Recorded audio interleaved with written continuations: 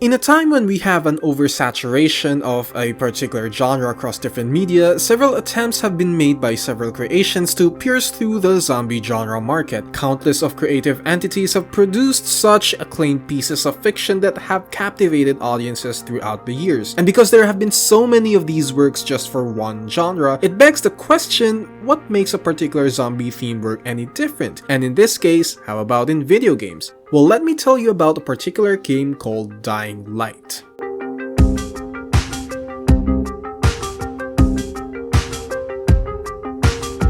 I never really played the game until recently. It met with favorable reviews when it released, but it really wasn't the kind of game that enticed me, especially when games like The Witcher 3 and Metal Gear Solid 5 was around the corner. What's going on? Even Life is Strange was more anticipated than this game. Max, a couple tats, some piercings, and we'll make a thrasher out of you yet. Ready for the mosh pit, Shaka Bra. Maybe not. Maybe that's why, despite the positive reviews, it didn't really get much traction as any AAA game would have at the time. The market for zombie-themed games was oversaturated, and it didn't help that it was competing with so many more well-known and established franchises in the year of its release. But after spending around 118 hours with this gem, it earned a special place in my games library. So in this video, I'd like to talk about why Dying Light is the quintessential open-world zombie game everybody should have played, since it's the best one out there even till this day. Aside from Undead Nightmare, of course. God, that game is so good!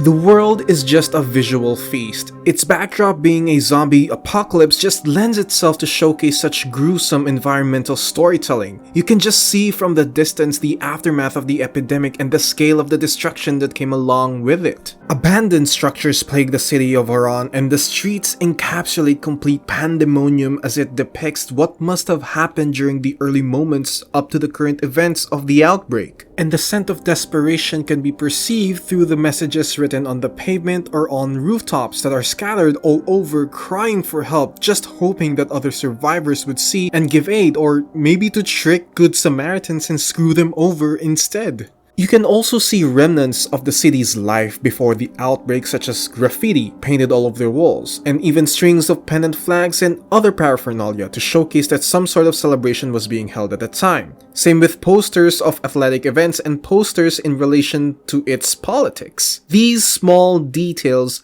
hammer home two important things, in my opinion, that any open world should have: immersion and also backstory, especially in a game like this.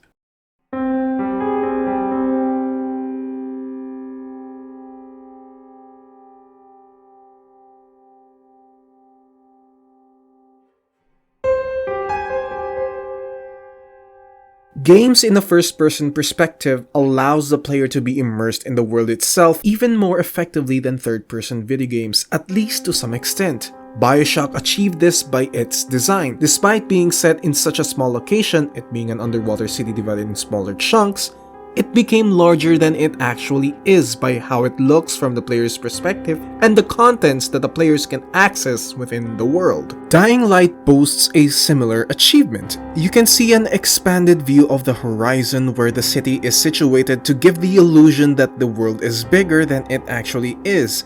A lot of buildings are enterable to scavenge supplies or even utilized as safe houses. Survivors are scattered around the world trying to fight their way through the horde, giving you the player the choice to either help them in their plights or to watch them experience excruciatingly painful deaths, or to just leave them and be on your way. There are also other NPCs who are willing to share their stories, further giving context to what life was like in Haran right before the epidemic. Came in with the hazmats, Team 4. It was 2 days before they sealed the city, and our job was to go door to door and find out who was still all right. So we'd knock on doors. Sometimes you'd hear a voice that sounded like a person. So you'd go in. Only it turned out it was a viral, all angry and crazy, just enough voice left to fool you. Haran isn't really that big, but it isn't necessarily small either. It is dense and compact, and its size allows the game to have the chance to further emphasize on the minutiae contained within the city, making Haran feel like a character in of in itself. But a large part of why Haran is such a joy to explore has to do with the gameplay.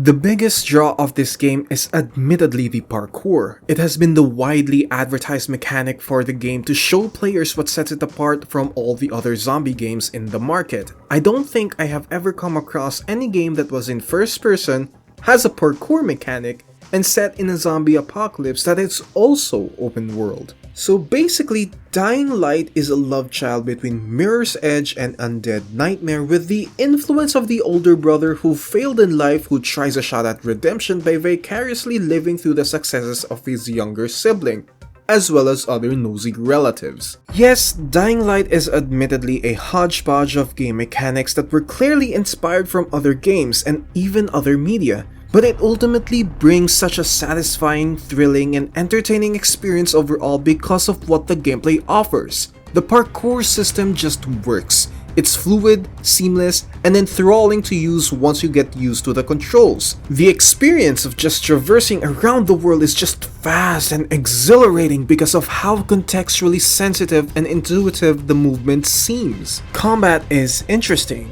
It is really unique due to the fact that the system is implemented in synchronization with the parkour mechanic. There are certain skills from a particular skill tree which work in unison with another. And you are also incentivized to perform moves that utilize both trees because Dying Light adapts the progression system seen in games like Skyrim, in the sense that you earn experience for a particular skill tree by performing actions that corresponds to it. This provides a more robust and flexible combat system that allows you to be creative on how you would want to dispatch your enemies and makes the gameplay more interesting and varied. The crafting system is comprehensive as well and can sometimes be addicting provided you have enough resources to use. Enemies in general are varied and could provide you with intense and thrilling encounters, and some of them are relentless and will force you to think about your approach in dealing with them, or just run to the nearest safe house and they'll forget what they were even doing in the first place and just run off. With that said, as any open world, this game too has a day and night cycle, and this is when another mechanic comes into play: nighttime.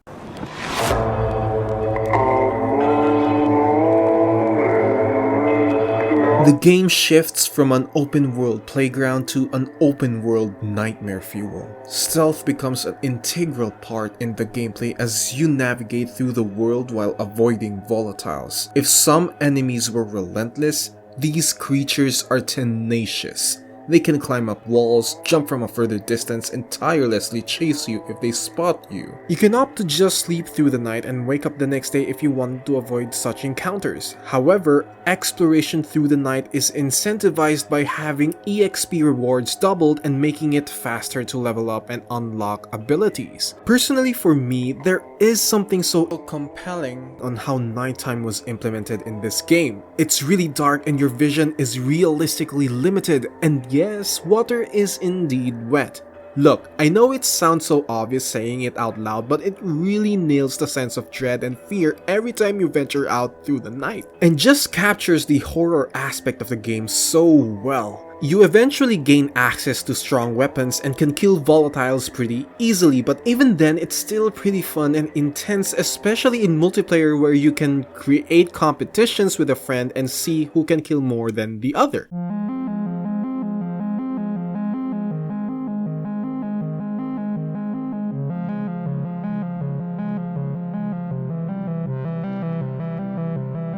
Speaking of multiplayer, playing this game with friends is a whole other experience in of in itself. The horror aspect can go out of the window depending on who you are with and essentially dial up the fun factor to 100. Ano yung maubos na kayo? Gusto ko mag-craft. Putang ina.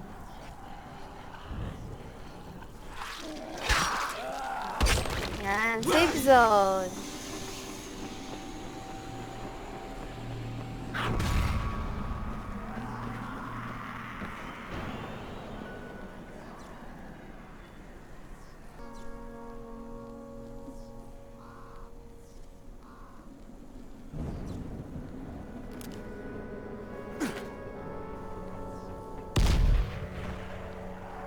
You and your friends can go through the whole campaign together. You can do quests together, explore Haran at night together, and just die together, basically. LOL! Bye-bye.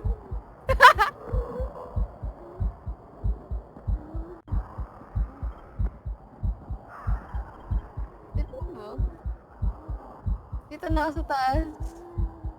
One of the things that I love to do with my friend is the Haran prison, one of the DLC modes in the game. And what it entails is that we were to venture into the prison and slay a number of enemies there until we get to the end and just go to town with the zombies. And at the end, depending on how long or short we finish the mode, would we be able to loot very rare and powerful items or very common and trashy garbage. Essentially a looter's paradise. Wala na ako ma-open. Ayun na. Kirot yung chan ko. Parang gutom kakain mo lang ah. Yan! Pleno. Forgiven. Kahit wala kang sinasabi, itong given ka na. Playing multiplayer just adds another layer to a game filled with ton of content and changes the experience quite significantly compared to playing the game in single player mode.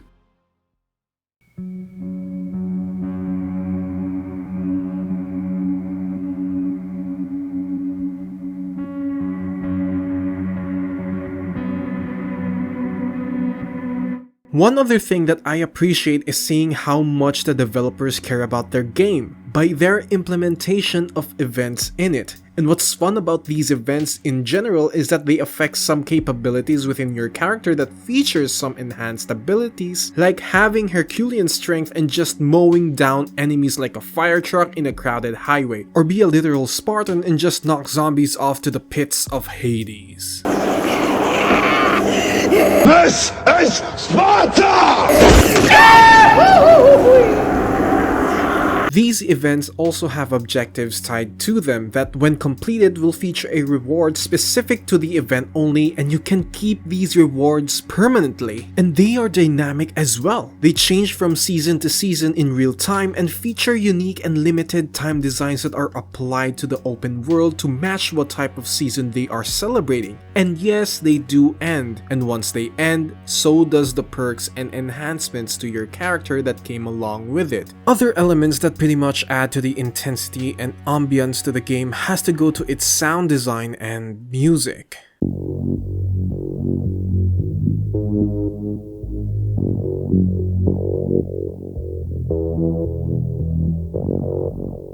I know it's obvious to say that the sound design and music of this game just elevates the experience, but it just does.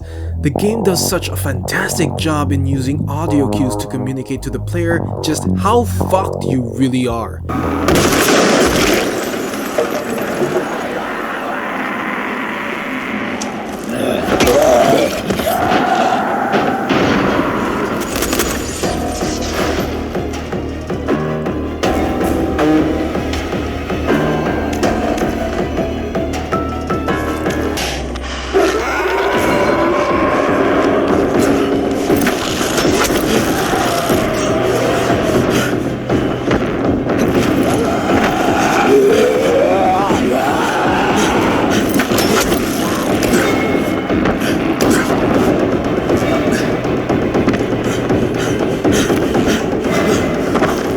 And the soundtrack is great as well. It captures the intensity of certain moments that just put you on your toes, like when you're being pursued by a night hunter in PvP multiplayer. Please! Please! What the fuck? This is one of those games that you really just don't expect to be blown away by its soundtrack and sound design. And the thing is, you really don't notice them at all because of how well they blend through the other elements that make up such an engaging experience. Unfortunately, the narrative isn't what the game was able to do well, but that's another topic for another time.